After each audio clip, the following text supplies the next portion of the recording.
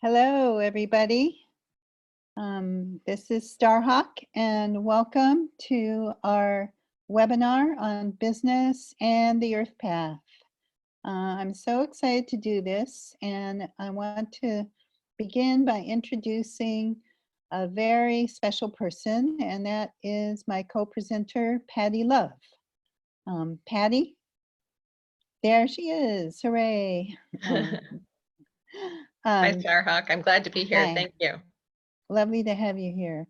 We decided to do this for a number of reasons. Patti is an amazing permaculture designer, teacher, organizer with a background in business. Those of you who know me, I kept imagining people would be looking at this going like, Starhawk, business, how do those two things fit together? Since my method of budgeting has generally been give everyone who asks a scholarship and then pray. And I am not the person people necessarily think of and go to around business-oriented stuff. But I think right now is a very special time. It's a time when a lot of us have suddenly been thrown into a situation where many people have lost their livelihoods, lost their jobs, lost the accustomed normal things that we do every day. The total rhythm of our lives has been disrupted. And that means it's a good opportunity to think differently and to think about what we want to start and what we want to create. And while ultimately I would like to create a world where we don't need money, where we simply give freely whatever we have to give and receive freely whatever we need. At the moment, we still kind of have to contend with the world that we actually live in and figure out how do we navigate that and how do we make our lives sustainable, which means that we have to receive back for what we put out, what we need in order to sustain ourselves, sustain our families, sustain the work. And that inevitably comes down to some kind of business. And what I have learned, again, probably mostly through making bad mistakes that I won't go into now, is that business actually works better when you do have a structure for it and where you understand what you're doing. So that's why Patti has kindly offered to help teach this webinar and this course that it's linked to for Earth Activist Training. Earth Activist Training teaches permaculture design, which is regenerative design, designing systems, whether they're food growing systems, human systems, social systems, economic systems that can meet human needs while sustaining and regenerating the environment around us. And again, part of that is the idea of the business, the organization that it requires in order to keep those things happening and provide for what we need with them. And one of the permaculture principles is obtain a yield. David Holmgren, who is one of the originators of permaculture, has a set of 12 principles, and each one kind of has a proverb that goes with it. And the obtain a yield proverb is you can't work on an empty stomach. So we need to know, how do we feed ourselves? How do we nourish ourselves? How do we receive back, again, the nourishment, the sustenance that we need in order to do the work that is most important to us and most important to the world. So I want to lead us through a short meditation.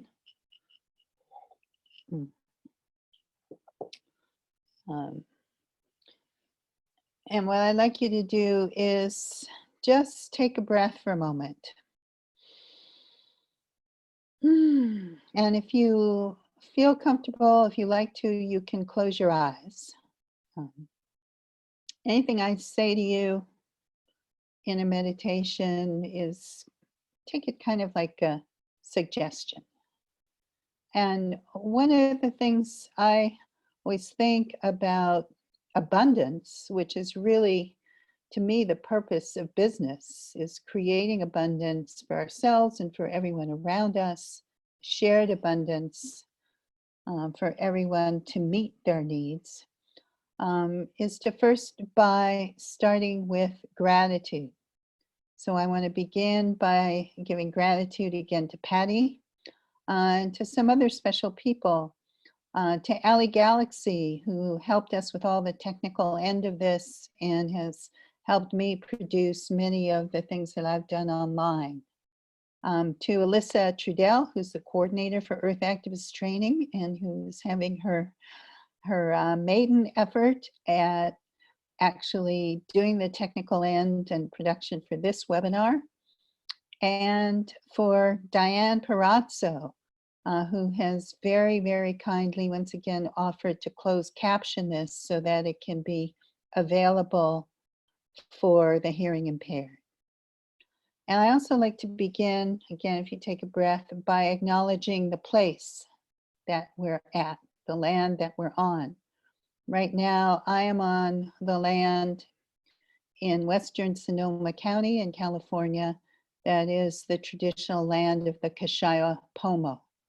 And I feel incredibly grateful and honored to be able to live here and to recognize that I'm a guest on this land, to know that there is a painful history of how this land has been taken from the people who are the original inhabitants of it, that there is also a history of work and solidarity and connection and friendship. And there is a responsibility for those of us who live on land as guests, the land that's not the land of our ancestors, to take up some of the work of being guardians and protectors of the lands and the waters. So taking a breath, you close your eyes for a moment, let's just ground a little bit. Imagine you're like a tree with roots that go down into the earth. As you push those roots down, think about how a tree does push roots into living soil. And those roots spread out and they take nourishment from that soil. They take in the minerals, they take in the nutrients, and they take in the water that's held in that living topsoil. And with a breath, you can imagine pushing those roots down deeper, down through the reservoirs of water, down through bedrock and rock, all the way down into the fire at the heart of the earth. And with a deep breath, you could let go of anything you want to release and let go of. And as you do that, take a moment and let yourself think for a moment about your attitude towards business, toward money, toward abundance.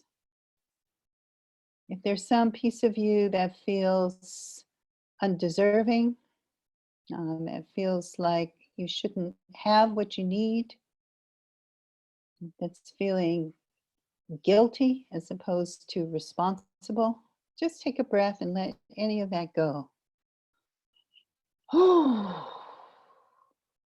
If there's some part of you that's maybe feeling panicked right now or worried about how you're going to meet your needs in this time of crisis, just again, take a breath and just for the moment, let that go. I'm not saying that's unrealistic or that we don't have much to worry about, but just for a moment, let that energy go. And know that you don't have to remain in that state every moment. And take a breath. And there's some part of you that's feeling anger, feeling that there's unfairness. Again, It's a totally real and valid emotion. But just for a moment, imagine feeding that anger to that fire. And let that fire at the heart of the earth transform it. And as you breathe, breathe a little bit of that fire up.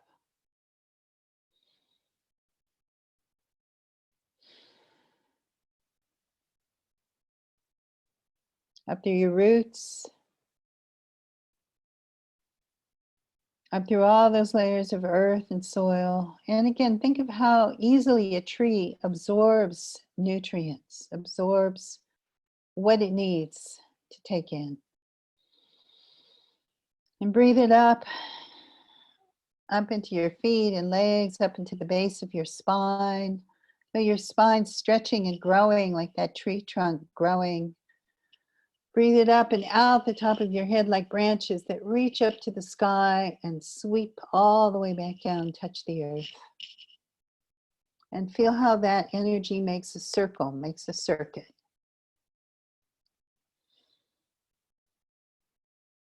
And then take a breath and breathe in some of that energy from the sky. Think about how a tree takes in sunlight, uses that energy to break apart air and water and make sweet food and nutrition. How it takes that in to grow, and how it sends some of that down out through its roots to feed a web of microorganisms, bacteria, fungi, living creatures in the soil. As you take a deep breath, feel how every breath of air is an exchange. We take in what the plants breathe out. We breathe out what the plants take in.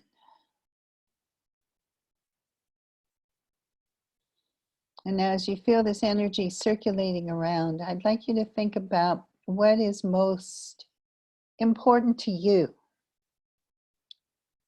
What is sacred? Sacred in the sense of what you most deeply care about. Whether that's something in the earth, whether that's your family, whatever that is for you.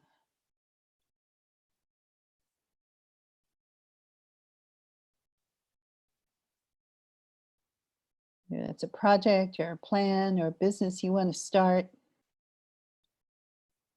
As you think about what you most care about, consider how you spend your time and your energy.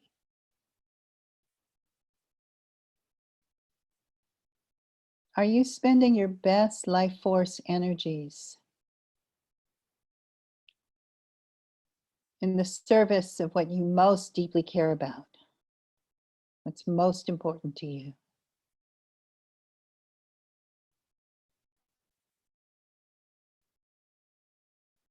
If so, congratulations. Are there resources that you need? Is there anything you need to support and further that work? If the answer is no, if you're not, if your life force energies are going somewhere else, take a moment and allow yourself just to think about what would look different in the world. What would you need and what would you give to the world if you were able to devote your best life force energies to what is truly most sacred to you?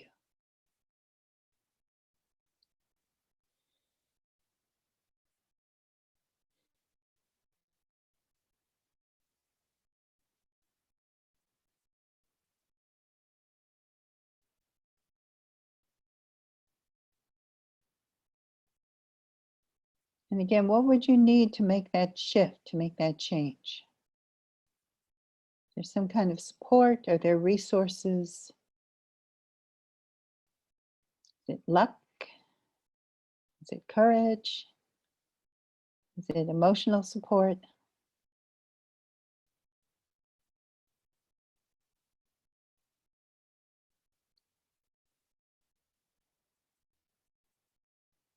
And just take a deep breath, and as you breathe in, Again, feel how easily that tree takes in what it needs for its nourishment. The resources from the earth, the sunlight, the air, the water. Just take that in and find a place in your body you can kind of hold and anchor that belief that you can receive the nourishment and the support you need to put your best life energies in the service of what you most deeply care about.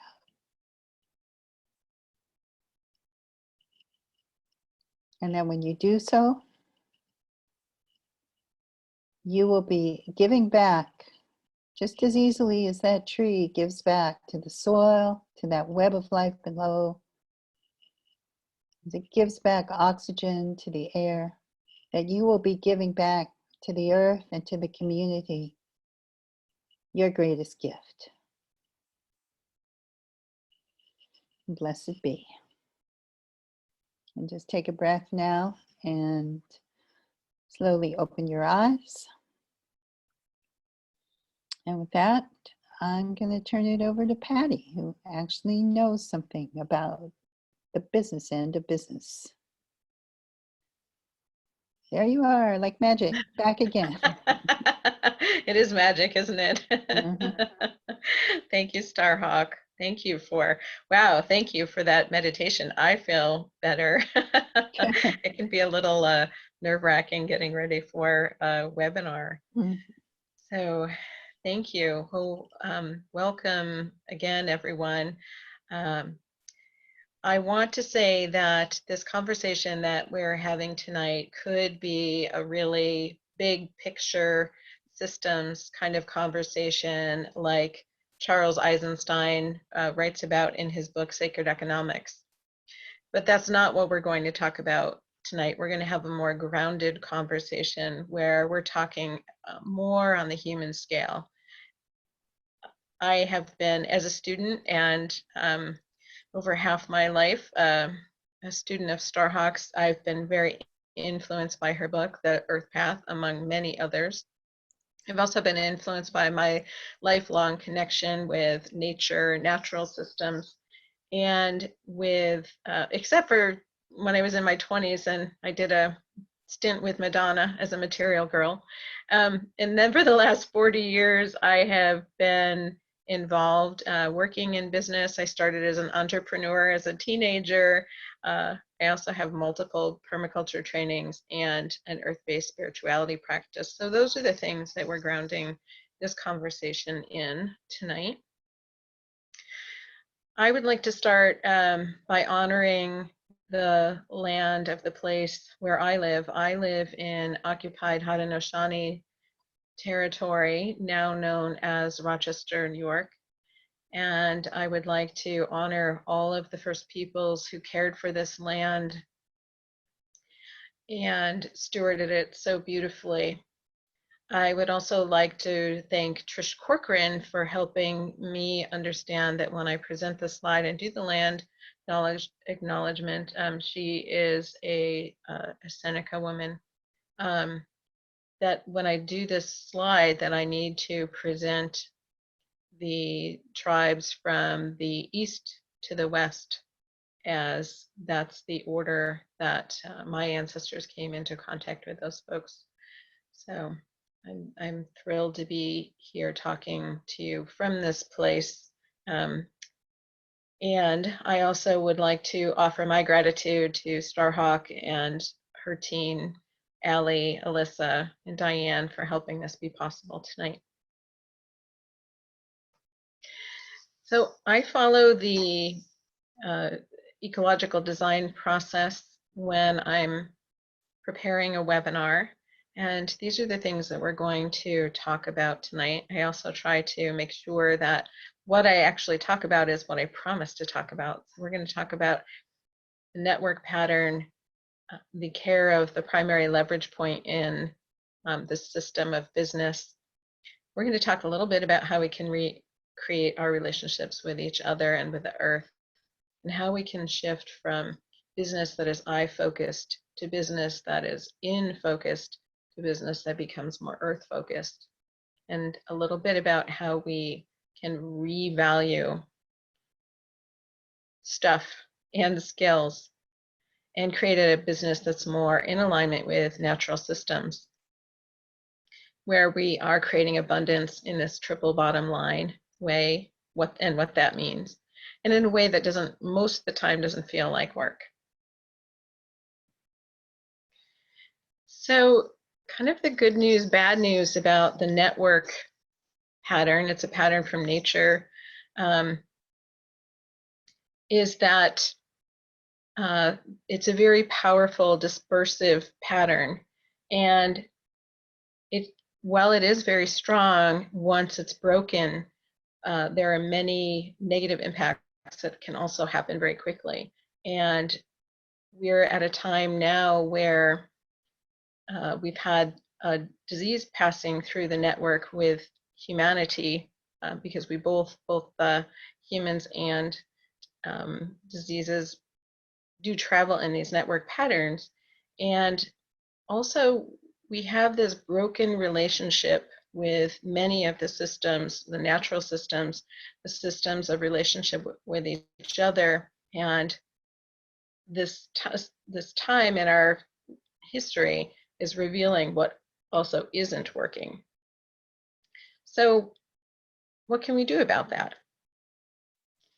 So the good news is we can reweave the web. I want to tell you that a network is a series of points and nodes that are interconnected by these communication paths. And if you look at this picture of the spider web, you can see where the paths cross each other. Those are really powerful points where information gets shared. And so with this, using the model of this powerfully dispersive pattern that comes to us from nature, we can talk about how to reweave the web. In addition to humanity and how we travel, the fungal mat beneath our feet is another example of a network where the fungi exchange nutrients with each other, with the trees. They help the plants, and the trees all communicate and exchange nutrients and water. It's very powerful pattern. So as we talk about reweaving the web of connection, much as Starhawk reminded us in the meditation, the most powerful leverage point is to start by caring for you. And I don't mean that in a selfish way. I mean it in a caring way. Keeping ourselves well helps us be able to give to others. It helps us to connect with the abundance that is around us and to share that abundance. It also helps us be compassionate for ourselves, and it's the beginning of extending compassion to all beings.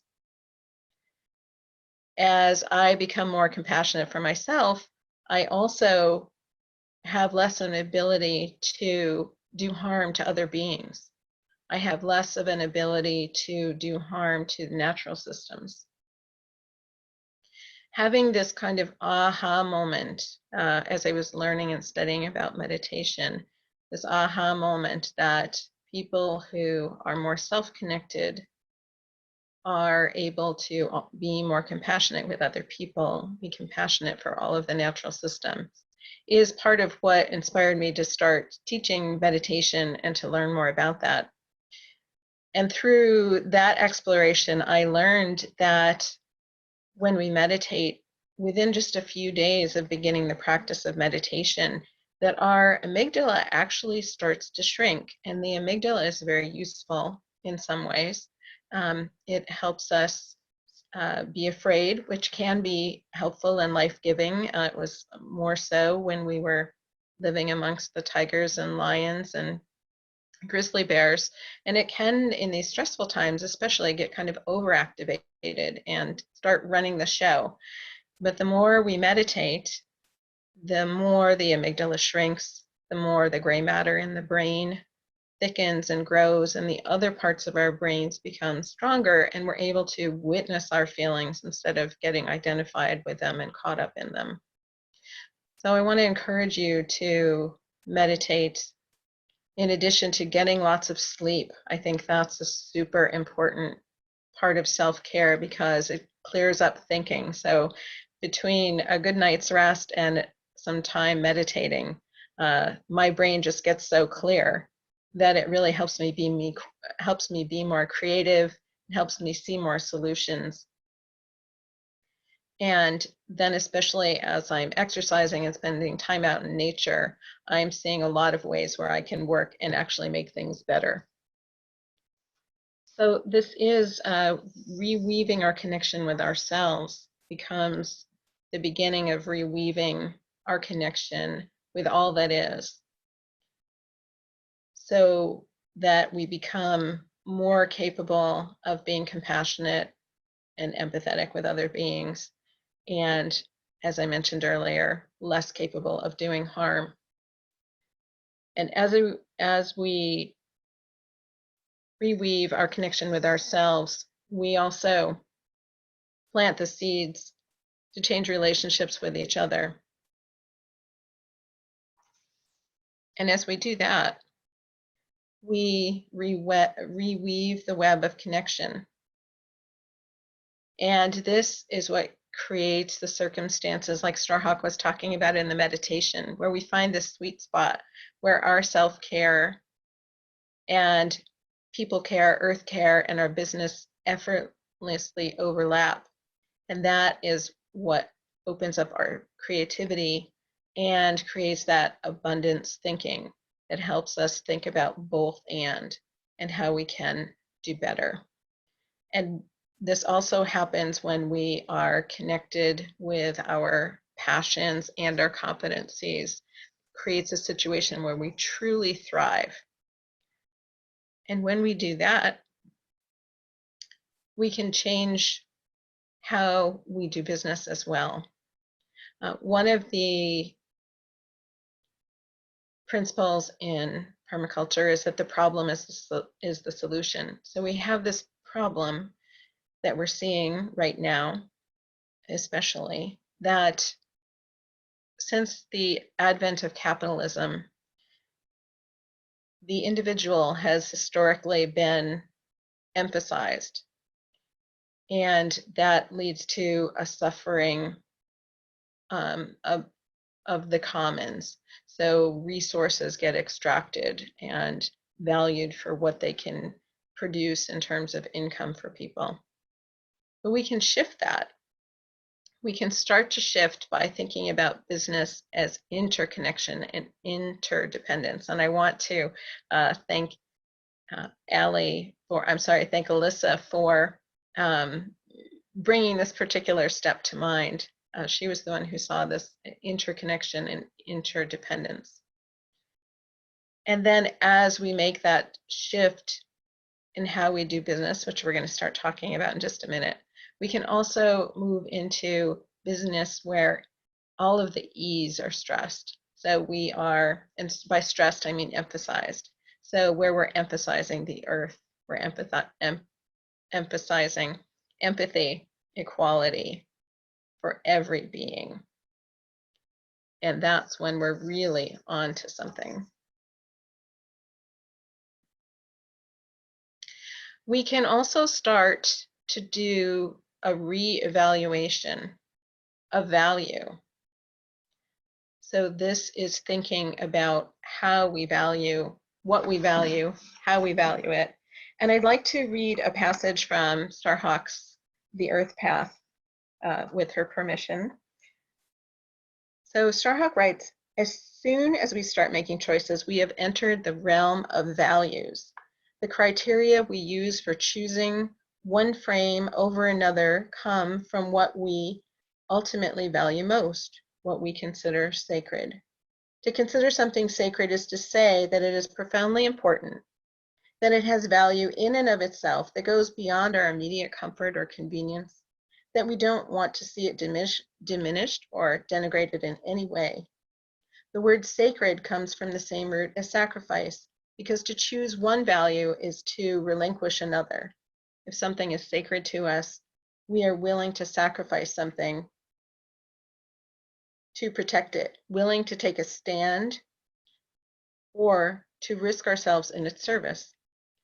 We don't idealize sacrifice, however. Aligning ourselves with what is truly sacred means serving those things that also feed and renew us, that give us our greatest joy and pleasure, that evoke our deepest love.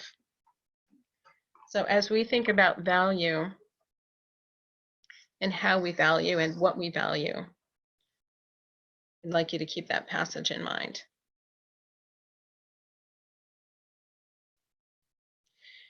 When we hold abundance as a value, abundance being resources and energy so all members can thrive, the system must by definition not consume more than it creates. So in addition to monitoring the earth friendliness of our business, we must also work at work that is life and energy giving for all of us. So let's talk about how to create abundant systems using ecological design and following nature's example. We're going to talk about a few terms to just take the jargon out of the conversation. And we'll talk a little bit about this word of permaculture, which is a contraction of the word permanent and agriculture that was coined by Bill Mollison and David Holmgren in the 80s. And this conscious design of cultivated ecosystems is how Mollison and Holmgren were thinking of this concept of permanent agriculture or permanent culture, which they called permaculture. And depending on the source of information and point of view, there is some emotional charge about this word permaculture, because it can be said that Mollison and Holmgren used their privilege and stole indigenous wisdom and knowledge.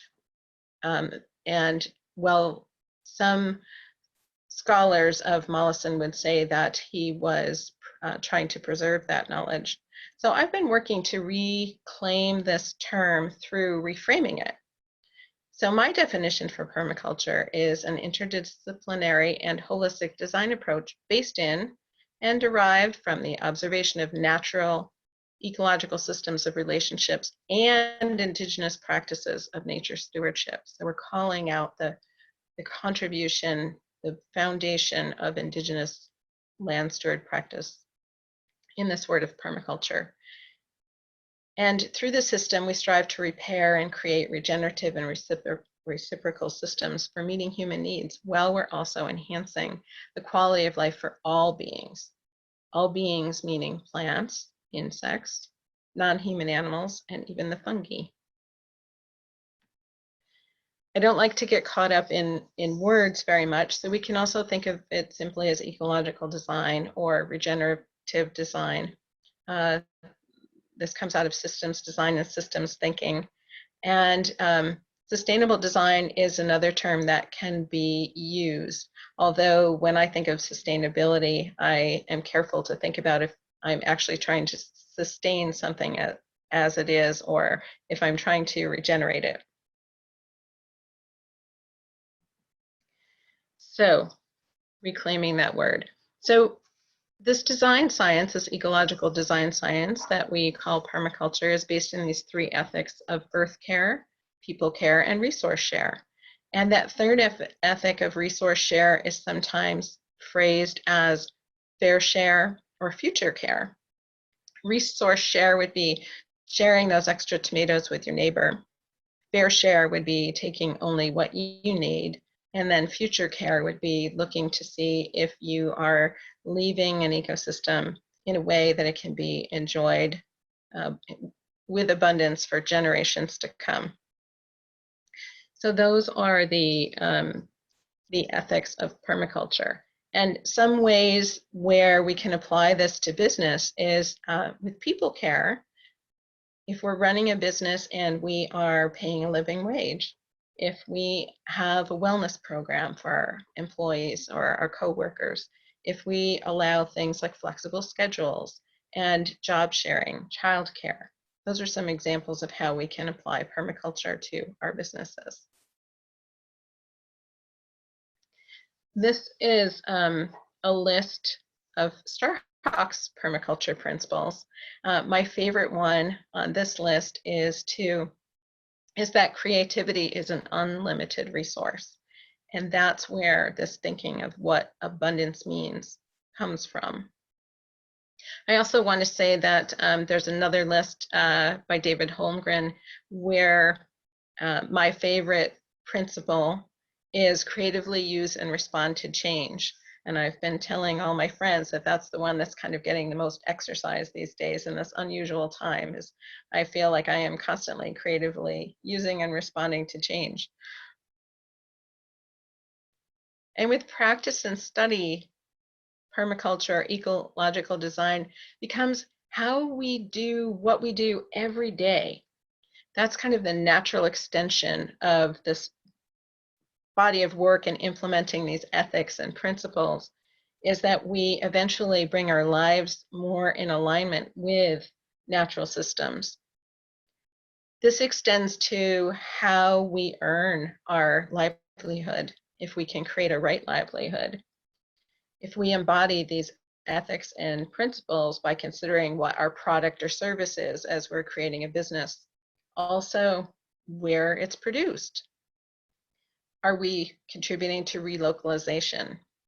How is it getting to our customers? Where are our customers? How is it getting marketed and sold? Those are all questions to ask as we're thinking about these ethics and principles and designing our business. Also, when we're thinking about permaculture and ecological design, we're working on creating resilient systems that are modeled after natural systems. Diversity being a number of different elements in the system. When we have redundancy in a system, it means that more than one element of the system fulfills each function. For example, when we have 3 legs to hold up a stool, it's a lot more stable of a stool. Dynamically stable means that there is a change in the system, but that the rate that the change happens helps the system stay generally in balance. It's in relative balance. And when we have these complex systems, they are more resilient. Complex because there are a number of cooperative and independent relationships, and there are very few competitive relationships. So if we think about what it's like to be in a forest, all around us there are plants and animals and fungi and insects and elements that are cooperating and working together. And there are a number of food webs happening. And there might be a little bit of competition, perhaps for some of the same food, but the competition is limited. That's kind of unlike much of our business systems that we're working with today. Bringing these ethics and principles back to the business realm, we can talk about the triple bottom line. And the triple bottom line simply means that a business is paying attention to how it cares for its people, what it does with its profit, what a fair profit is, and how it's caring for the planet. And there is a certified B Corporation designation that folks can get for their businesses.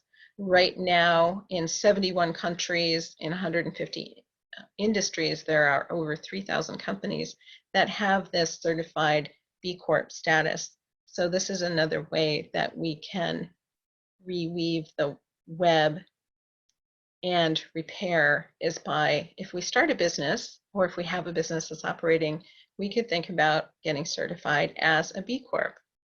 So the B Corp means it's a third-party certification. It's administered by the nonprofit B-Lab. So what happens is that a company will fill out an assessment that measures the impact on its workers, the customers, the community, and the environment. And then this report gets published on the website of the B-Lab. And the B-Lab also requires that the organization change its governing documents so that their board of directors are balancing the profit and the purpose of the corporation. Whereas a corporation that is not certified as a B Corp is legally obliged to maximize profit. So the B Corp takes that mandate out of the structure. Another way that we can create regenerative business design is to set up our business as a cooperative. And again, there is an organization that has a set of standards of what a cooperative is and a process for getting certified.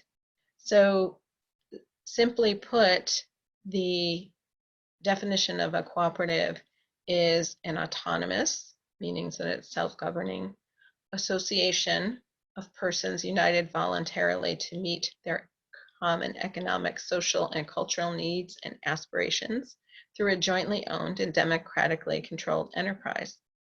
For me, for example, I belong to a food cooperative in my city, and I am a member, so I get to vote. Every year I can attend meetings. And what I like about supporting cooperatively owned businesses, there are some others, there are many others. A few that I work with are my local food co-op, Fedco, which is a place to buy plants and seeds and things from Maine, is also cooperatively owned. I really like that the values of a cooperative are based in self-help, self-responsibility, democracy, solidarity, equality, and equity. And that transparency and integrity are important values in a cooperative. And the cooperatives have 7 principles that they operate on. And it's so interesting to me that one of the principles is cooperation among cooperatives. That brings us back to that network pattern, because cooperatives are linked together through this mutual cooperation with other cooperatives. In addition, they have voluntary and open membership, though sometimes you do have to pay to be a member. I do know that my food co-op, for example, offers a payment plan if you can't afford a share all at one time. Voting, that also at my food co-op, I get a dividend back. I get a dividend back every year based on the economic success of the co-op. It is an autonomous and independent organization. They also do offer various educational and training opportunities under normal circumstances. Right now, because of physical distancing, that's happening through other means like online. And the cooperative has a concern for the community. So if you're thinking about starting a business and you want to do it in a way that is more in alignment with these principles of connection, you might look into setting up your business as a cooperative. And whether you're a cooperative or a corporation, a B Corp, or even just a standard corporation, your business can give back to the system that helps sustain it. So for example, your business can pledge and then actually give a certain percentage of revenue or profits, either way, to a local not-for-profit, to reparations, or to organizations like 1% for the planet. So if you're looking at a business from the other side that you're considering supporting, many businesses will have some sort of statement on their website that you look at. So you want to pay attention to whether the business is pledging a percentage of revenues or profits. The revenues are how much money the business takes in. The profit is what's left over after paying expenses, what the bottom line is.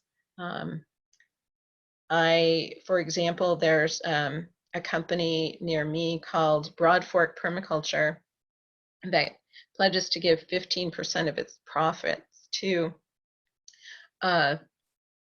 people of color owned farm called Soul Fire Farm, and that's how they support reparations. There are lots of other businesses where if you look, they support local or international not-for-profit organizations. Another way that a business can be part of this abundance and these cycles of abundance and sharing and giving back to the systems that they're benefiting from are to support locally owned businesses. So if you own a business, you can buy from other locally owned businesses, and especially to buy from businesses that are owned by people of color, or to buy from a women business enterprise. It's a designation that many states have that identify a business as being owned by women. Another way that a business can give back to the system that it is benefiting from is to participate in any local currencies or time banks or barter systems. And by the way, these are all things we can do as individuals as well. I promised to talk to you about the secret of how to have work that doesn't feel like work most of the time. And Starhawk talked a little bit about that as she took us through the meditation. When we have this intersection of what we do effortlessly, what we know, what we enjoy, something that's alignment with our values and passions, as we discovered in the meditation, that is the magical spot of work that doesn't most of the time feel like work. One of the most interesting things I've learned in the study of permaculture is that stress actually comes from not allowing an organism to fulfill its natural function. So therefore, if we want to be less stressed, then we want to be doing work that feels like our calling, really. What is the thing that you can't wait to do when you get out of bed every morning? That in a perfect world would be the work that we would do. And sometimes it's work that we need to build some skills to do, and sometimes it's work that we already know how to do. But we can definitely learn skills. However, our values don't change very often unless we go through some sort of life-changing event, as many of us are now. So the values piece is really important when you're thinking about what work you're going to do, how you're going to design your business, what kind of work you're going to do. This is the way that I articulate the ecological design process, and the highlights of it are that we have this vision where we have something that we want to do. We explore what we need to know, get more information, then set goals for ourselves for the business.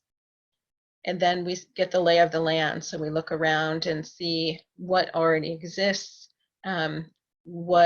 what we can change, and then set out to design a business that will fulfill our values and help us live our highest and best life, and also care for the planet in a perfect world. We're taking that into account. Then we would go to the implementation stage of getting a plan of work and launching our business, and hopefully have a big celebration along the way as we do that. Then after a period of time, we would be evaluating our business to see how it's doing, and then take a little bit of a pause. I also want to say that this is not a linear process as we design ecological systems, whether they're our gardens or our businesses. Once we start to design, the business, we might have to go back and re-examine what our goals are, because we might find that we can't accomplish something that we thought we could. So we might need to tweak our goals, or we might have overly ambitious goals and find that we need to slow down, or maybe our goals aren't ambitious enough.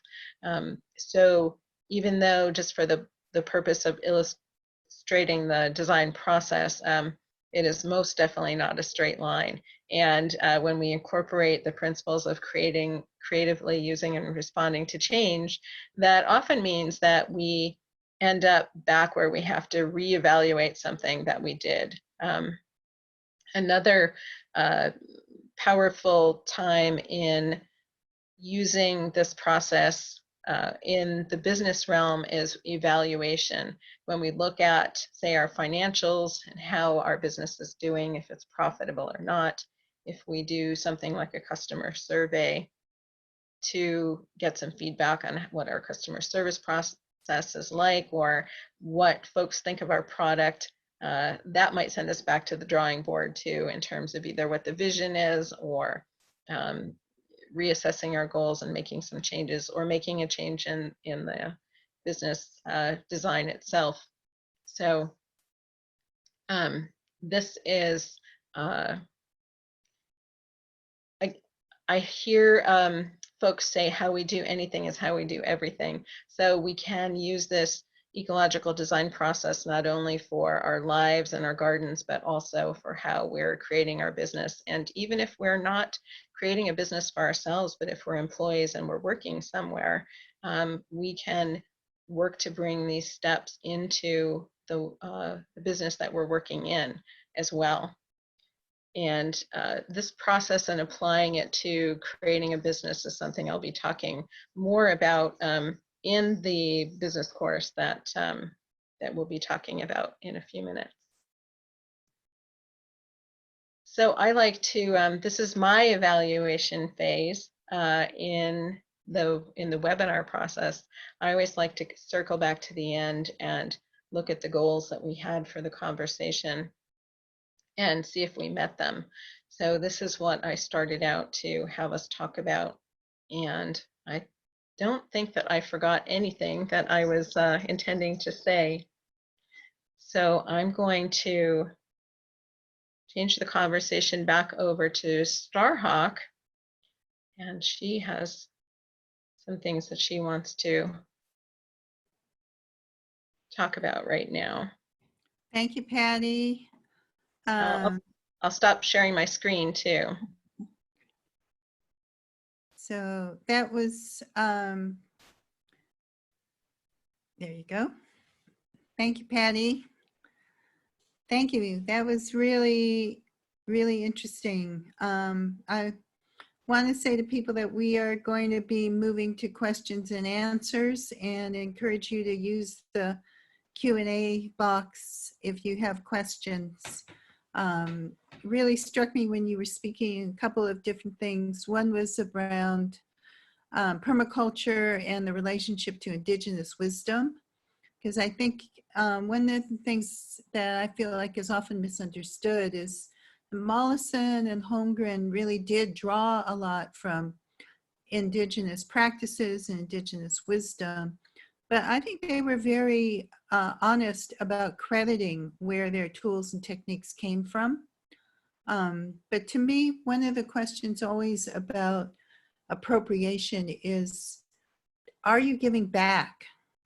Are you reciprocating? And that to me is also a core around earth-based business, that it's about giving back. And I think the permaculture movement has given back tremendously to many, many different indigenous communities around the world. I think about being in India a couple of years ago for the International Permaculture Convergence, and meeting some of the women there who whose lives were really transformed by Narsana and Padma Kapula. Narsana took Bill Mollison's first permaculture design course that he gave in India 30 some years ago, and took those principles and worked with the local people and the villagers and the indigenous people, first to help them get land, and then to help them figure out how to use that land to grow food to feed themselves instead of growing food for the market, where they were mostly in that area, they grow GMO cotton for the market, and they're always at the mercy of those larger market forces. Instead, they started growing food to feed themselves and their families. They started applying that principles of diversity and growing in polycultures instead of single, monocrops. And their lives were really transformed. And we got to meet some of these women. It was so beautiful to meet them, to hear them singing to us songs they'd created about permaculture. And, now their families were well fed. The power dynamic shifted, because now instead of having to go to their husbands for money to get food, their husbands had to come to them for food. They were traveling, they were teaching other people about permaculture. They were so empowered and so happy. And to me, that was just a great example of how these principles can really work when we apply them. And I think we're right now in a time where we do need to apply them, because we need to come out of this pandemic and not do the same old thing that we used to do. We need to come out and do some things that are different and that are based on different principles. And if the pandemic is teaching us anything at all, it's teaching us how deeply we are connected and interconnected. So I want to just quickly share with you a couple of things that are coming up. Patti is going to be doing a longer course on this. That's starting on May 4th, and you can find information about that at earthactivisttraining.org. And we're also doing a few other things. We're doing a ritual for the earth on Earth Day, on Wednesday, the 22nd, to explore how we can take some of this energy and actually direct it toward healing the earth, and also a little bit of strategy about how do we also take some of this awareness that we have now with the tremendous ways our lives have changed, and think about how we can actually raise that awareness around climate change as well. And we have this coming weekend, the 24th to 26th, we have an Introduction to Permaculture online course, and you can find information about both of those at earthactivisttraining.org or at my website, starhawk.org. So now I'm wondering if we have any questions from people. I see Carmen Gonzalez saying supporting hub zone businesses too is good.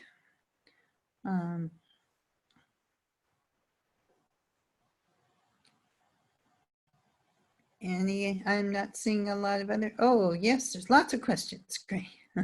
Yeah, I see a really great question here from Stefan, which is, the question is, what is the best way to bring up the discussion of nature-oriented vision in a business that doesn't fully take that into account? So let's think about that. Bring up the discussion of nature-oriented vision in a business that doesn't fully take that into account. I think that whenever we're working somewhere and we want to encourage our coworkers or the owner of a business to make a change, we want to have that conversation in a positive way. So to talk about things like maybe what you would hope for, or some way that you would like to help make a change. So if you're working in a business that isn't really focused on the environment and making things better, you might, for example, think about a program that you wanted to start. That's something that you could do there, like say, for example, I think most places have recycling programs, but maybe some businesses don't really recycle as much as they can. So it might be possible to talk with whoever would be in charge of this area and say, hey, I have some ideas. I notice that there's a lot of recycling that's still going in the trash. I wonder if it would be okay if I did a lunchtime talk and talked with some of the employees about what is recyclable and what isn't recyclable, and to see if that would help make a difference. Also, maybe I could make up some signage to put near the recycling and trash bins to help people see, especially if there's pictures, because some people are really visually oriented and they might not read the words, but with a picture, especially if you had a glass bottle and a red circle over it, like don't throw glass in this in the trash can, and then you have a sign next to it for the recycling bin, that that's a green, that's a go thing to put the glass in the recycling bin. Those are some ways to bring new practices into a business by being really positive. I'm a big fan of activism and protests and that sort of thing, but sometimes when we're trying to affect change, especially if it's an environment where we are going every day or several days a week, uh, being taking some personal responsibility for helping the change happen and approaching it in a positive way can be really effective. I'm wondering, Starhawk, do you have other thoughts about that? Like a good way to bring up the discussion of nature? I know that you have a book and do some coursework on social permaculture and how to handle group dynamics. So I'm wondering if you have any thoughts about that. As you said, I think one of the issues in business also is how do you bring this up in a way that supports what people are doing rather than tells them they're doing something wrong. So if you can find a way to say like, hey, our business is awesome, but it could be even more awesome if we do X or Y rather than, you're unconscious and you're, doing bad things, then you're going to get a better hearing for that. I'm seeing a lot of really interesting questions. So I see one from Angela Ward on how this might apply to solopreneurs, gig economy workers. Thoughts? One thought I have is that a lot of people end up working in something like driving for Uber or Airbnb, where you have a platform that provides a service that in many ways is helpful, but in other ways can be very exploitative. And if there's a way that people might think about how do we reorganize, how could we, what if Uber was a worker-owned cooperative platform instead of something that's funneling money to some particular person who's sucking it away. I always say the problem with capitalism is not you getting paid well for doing good work or hard work. The problem with capitalism is you not getting paid well for doing hard work and somebody else sucking off the profits. Mm-hmm. So thinking about that, are there ways to organize or reorganize some of these pieces of work so that the profits are actually shared by the people who do the work? And when you were talking about cooperatives, I was thinking about food co-ops, in terms of the pandemic. There's a couple of worker-owned cooperatives in our area. There's the Rainbow Cooperative in San Francisco. That's one of the longest running worker-owned cooperatives, it started in the 70s. There's a great one up in Sonoma County called Oliver's.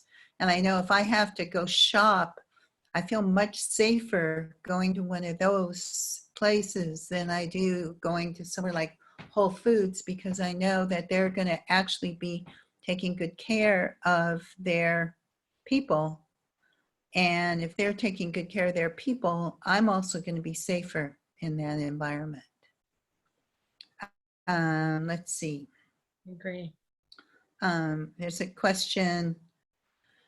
I'm new to the concept of permaculture. Is it appropriate to think of a business model that is primarily social services, for example, a civic center? Is it also appropriate to design the business model to receive financial support from the government instead of payments from customers? Turn that to you, Patty. Yeah, one of my thoughts about permaculture and ecological design is that we're also reweaving sometimes we're reweaving the flows of energy. So I think, for example, that it's a really fine thing to do to reweave that energy flow that is known as money from someplace where there is a lot of it into a place where there is less of it that could use more of it.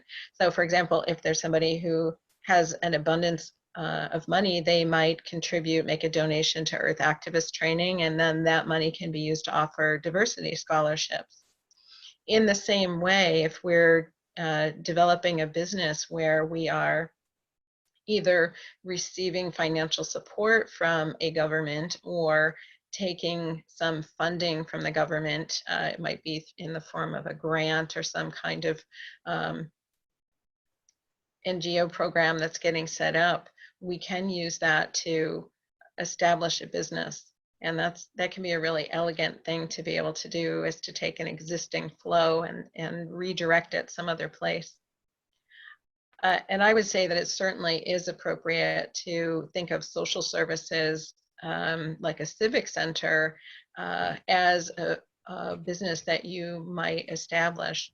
Something that I would put that in the realm of the commons. So if you had a meeting area, a place where people can gather, it's a multi-purpose area, and you are organizing that in a way that is giving back to the system that it's in, that would be a beautiful business to have. So for example, you might make that civic center be owned by the neighborhood, the neighbors in some way, make it be cooperatively owned. It could be a member organization. I've seen that model here where I live, where there's a makerspace that has a member component to it, and that takes care of the ownership. So I would say that there are definitely ways to apply these ideas to that particular business model. And I see there's another question here about a particular business, about how would one incorporate this model in developing a reflexology or a Reiki business. So if you have a small business in terms of where it's service oriented, you would want to, my suggestions would be to design it so that you yourself are getting paid a wage that helps you thrive, that you're giving good value to your clients. You might offer a sliding scale, for example, or some sort of work trade if you had folks who wanted to use your services but didn't have the money to come for treatments. And then they could do a work trade or something. That would be a great way to incorporate some of these ideas into a service-oriented business like that. I saw one also there about applying it to a transformative learning business, which I guess I could speak to, because Earth activist training, we teach permaculture design with grounding in spirit and a focus on organizing and activism. So I feel like we are teaching transformative learning. And I'll also say that Patti is consulting with us now. She also does consulting with businesses and groups, which is very helpful, because I can tell you how we've approached this. I can't tell you that we are a perfect model, but we try to price our courses somewhere between what we actually need to make them sustainable and what we feel like the traffic will bear. And up until a few weeks ago, we were doing a lot of in-person courses, which means that we also have to provide food and lodging. we also always offer work trade for people so we can keep the courses accessible for those who can't afford them. And over the last 6 or 7 years, we've offered diversity scholarships for people of color and differently abled people, because we really took a good hard look at the permaculture community and said, it's an incredible community, it's wonderful, the values are good, the practices are good. But in the US, it's primarily white, and we can't actually re-envision and remake the world unless we embody the diversity that we want to see. So how can we diversify this community? Well, we began by saying, where are there groups already working that we can support? We found groups working in our area in San Francisco on community gardens that had community garden land that had been allocated to them, but didn't actually have the expertise in how to garden it. So we could help them with that. And we built relationships. And out of that, we then started offering diversity scholarships, which I'll say would not have worked well if we hadn't actually built relationships first. And, but we had, and so that has been tremendously exciting and successful over the last 7 or 8 years, and I think has really contributed to diversifying the movement, certainly on the West Coast, in the Bay Area, and in other places, and sharing some of these skills and tools with people who are now taking leadership in their communities and also in our community. So, you know, I would say where we have needed help and what Patti is helping us with is actually developing structures and procedures and things like, you know, all the things that seem so boring but are actually really important, like how do we keep track of the money and who writes the checks, and how do we know, you know, that people are, you know, how do we actually keep the accounts so people can be accountable? I read somewhere that 30% of businesses fail because of employee dishonesty. And when I was writing my book, The Empowerment Manual, and interviewing cooperatives and interviewing the folks at Rainbow, actually, they were talking about how many food co-ops had been there in the 70s and 80s and how many had failed because of embezzlement. So learning to put those things into practice is actually really, really important for transformative groups as well as for regular groups. Looking at some other really great questions. Let's see. Kelly Duncan, can you speak to an equitable way to charge fees in a service-based business? You want to take that, Patti? Sure. I'll be repeating myself a little bit to say that a sliding scale is one way to do that, having some sort of work trade or scholarship program is another way. Another way to do it is I've seen some permaculture classes actually that the fees are based on income. I think that's a really interesting way. So we could think about pricing our service-based businesses in that way too. Yeah. Yeah, what do you think, Star?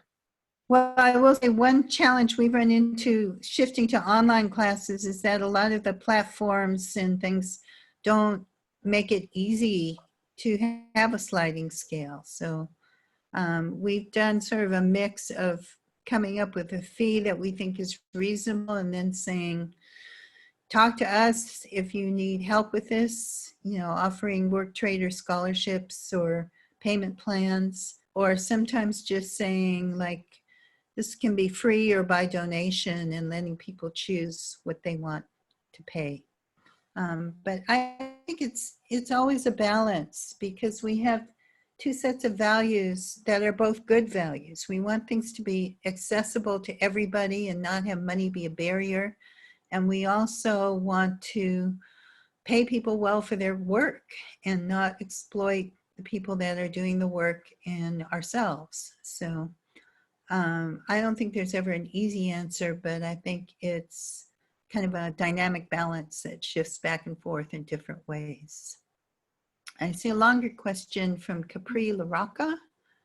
I struggle with regenerative organizations seeming in conflict with capitalism and pessimism that others will want to implement regenerative practices, especially now when so many people are unemployed due to the pandemic.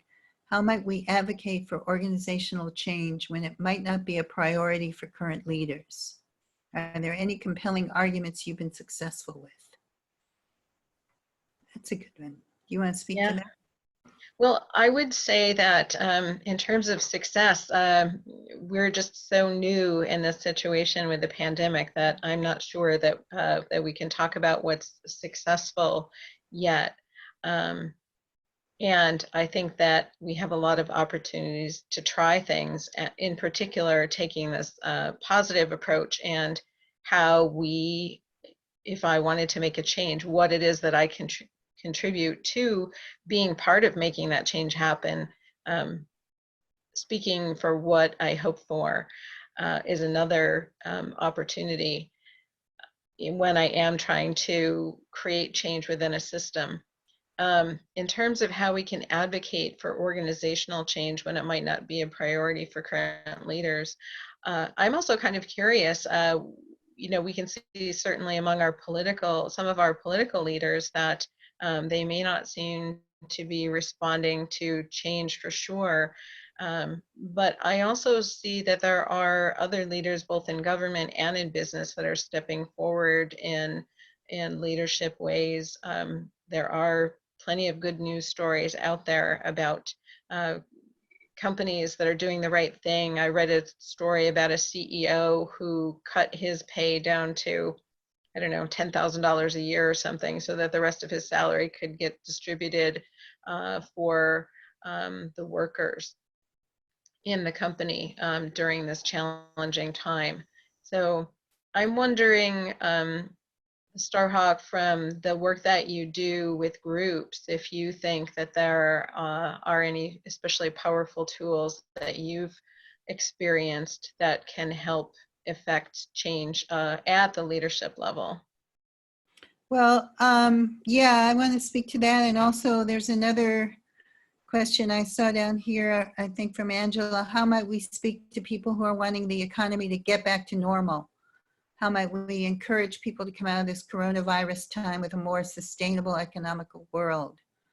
And kind of just, I was thinking about this today and thinking like, just with the unemployment and the tremendous depression, and thinking back to images of the depression with hobos in the railroad camps and people sleeping on the streets, and then kind of going, well, wait a minute, before the pandemic, we had people sleeping on the streets. I mean, you know, I live some of the time in San Francisco, and it's been a nightmare the last couple of years with so many homeless people. So, and now with the pandemic, what we're finding is like, oh, we actually can house people if we have to. You know, we could do something about this situation once we get out of the idea that we have to keep doing the same things that we've always done and we can't stretch it very far. Now we've been forced to stretch way further than we ever thought we could. And I think that that is really a time that maybe we can use this and say, well, let's come back to a different world that is more equitable and more just. And then I think we have to look at the question of how do we leverage power? You know, right now, one of the things we can do this week is write or call our representatives and strongly encourage them to make sure in these stimulus packages that they're passing, particularly the next one that's going to be coming up, that they focus on providing money to support safe elections. Because without safe elections, without people being able to vote by mail and have early voting and different options, we could be in a real mess come November. And in order to deal with that, we need to have the money now. There's an organization called Vote Save America. And if you Google them and go there, they actually have a very easy way to contact your representatives and a script to help you with that. And that would be, one way we can start to, again, leverage some power.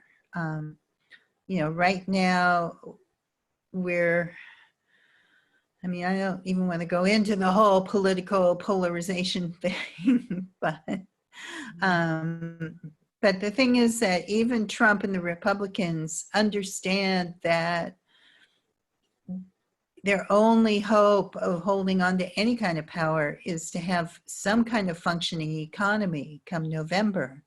And so there's an incentive for them to actually work with the Democrats and pass some stuff that can help people. And we should be pushing on that. And I think also we need to really look at the whole question of climate change, because we can do this tremendous shutdown of the world response to this virus, which is a good thing that we've done and has saved tremendous numbers of lives.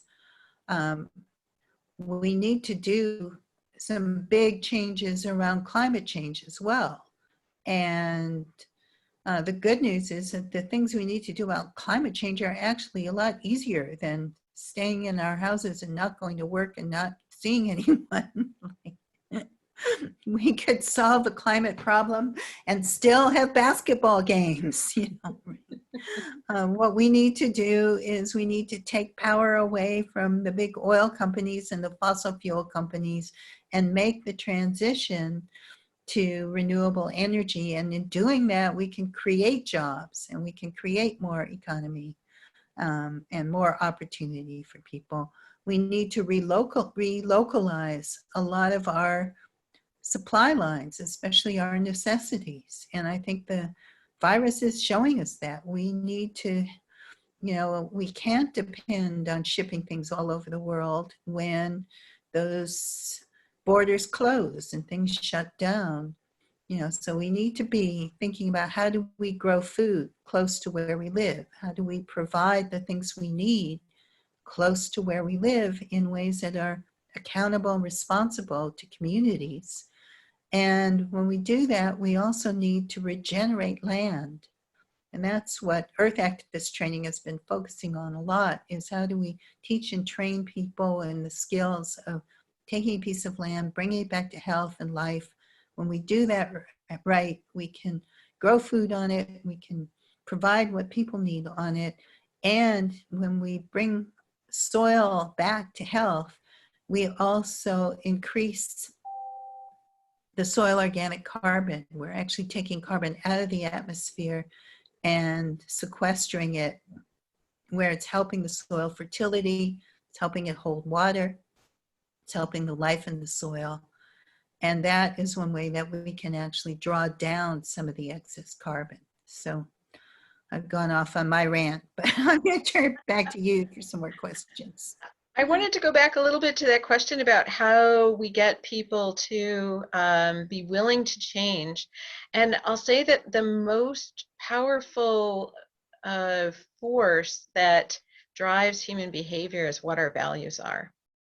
So when we're trying to work with other people, and especially people who we find ourselves in disagreement with, or we maybe don't like what they're doing, if we can learn about what their values are and find a way to connect our own values or the thing that we want to make happen with the values of that other person, that's probably what we're going to be most successful at. For example, some of us just are very earth-based and love nature, so we'll do the right thing and recycle because it's what we think is the best thing for the natural environment around us, whereas other people don't share that value. They're perhaps more money oriented. So then they need some sort of financial incentive to do the recycling.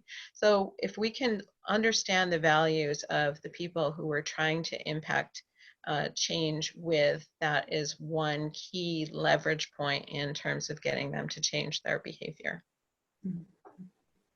Let's see, I'm seeing a question about any books or online resources for designing a business based on these principles. Well, can I talk about that for a minute? Yes, please do. As it happens, I'm going to be offering a course on regenerative business design that will run the first 3 weeks of May. And there is a sign up link for that on the starhawk.org page. And also there is a bit.ly link that's bit.ly/regenerative business design. And just to tell you a little bit about that class, the class is being designed for unemployed folks who are thinking about starting a business, or folks who've had a hobby. If you're an artist or a craftsperson and you want to turn your hobby into a second income or into a thriving business, the class might be helpful to you. If you're an earth activist and you have skills in land management, leadership, or other fields, and you want to create a business, carve your path as an entrepreneur, you might be interested in this class. Also, even if you have a job but you're really dissatisfied with the work that you're doing, you might want to think about taking the class. And if you entered self-employment without a plan for your business or a design for it, you might want to get intentional about that. In the class, we're going to talk more about that regenerative design model that I showed you the image of, and talk about how we apply that to creating a thriving mission-based business. One of the end results of participating in the course, if you do all of your homework and really show up and participate, is that you can end up with a business plan that you can go ahead and then implement. You'll have a plan of work too, and know what your steps are for opening a business.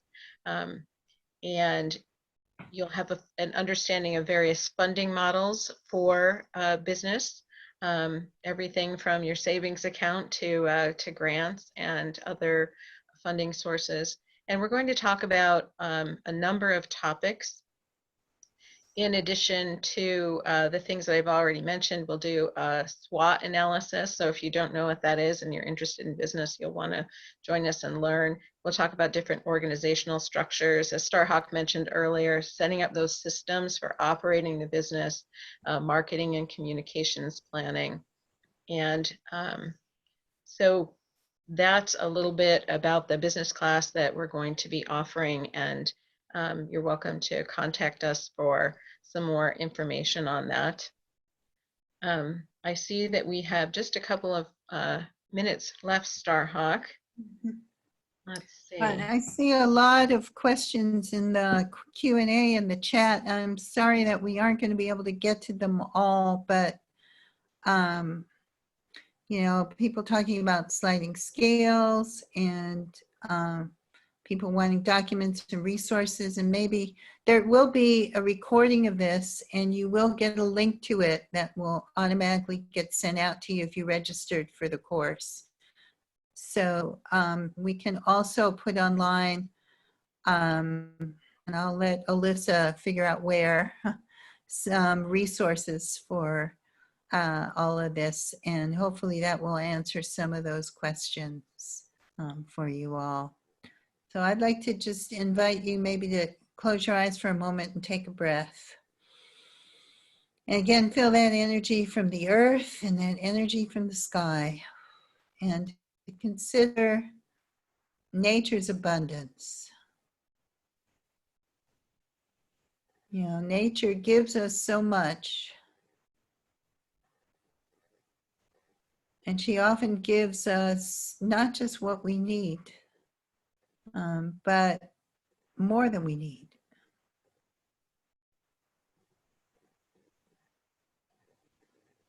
But in nature, nothing is wasted. So anything that seems like excess, those apples that are far too many for you to eat from the apple tree, might fall to the earth and nourish something else. Your nutrients might go back into the soil. They might nourish the deer or the wild pigs or the raccoons. And maybe just take a breath and allow ourselves to commit to creating a world where our human society functions like nature, where we give and where we share abundantly, and where we know that everything that is given returns to nourish something else. And it is those cycles of giving and receiving, nourishing and being nourished, that nourish the planet and sustain us all. Blessed be. Blessed be. Thank you for that, Starhawk. Thank you, Patty, so much for this wonderful offering. And thank you again to Diane for the closed captioning. Thank you to Allie, and thank you to Alyssa for all the back-end stuff that nobody sees. That's so much work to do, all the technical and all the support for this. And thank you to all of you for coming and joining us on this adventure. Thanks, everybody.